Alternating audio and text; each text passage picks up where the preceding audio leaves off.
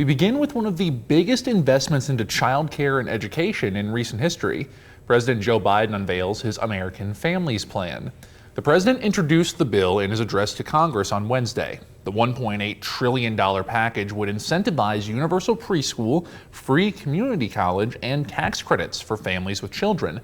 However, it's getting some mixed reviews. Republicans condemn the idea of big government and Biden's plan to tax the wealthy to pay for it.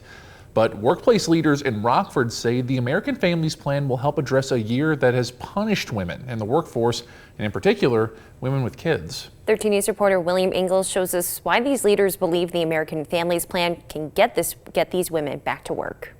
COVID-19 put a lot of stress on people's finances and jobs, but workplace COO Leslie Cooper says there's a group of people who have felt that economic stress more than others. I would say how it's affected women compared to men would be unequal in the sense of a lot of the responsibility of the child care falls to women. And throughout the pandemic, this issue of child care either cost those women thousands or their job entirely. Cost of child care has always been a barrier for women working, because you have to weigh how much it costs you to send your children to a quality daycare versus how much you bring home when you work. And a lot of times that is such a close number that people will choose not to work. But Biden's American Families Plan hopes to address that by giving tax credits to families with children and help make daycare more affordable, which Rockford Union Labor President Sarah Dorner says will empower women to return to the workforce. So many that have been stuck in situations, maybe, home situations or job situations or poverty, just with no way out. And this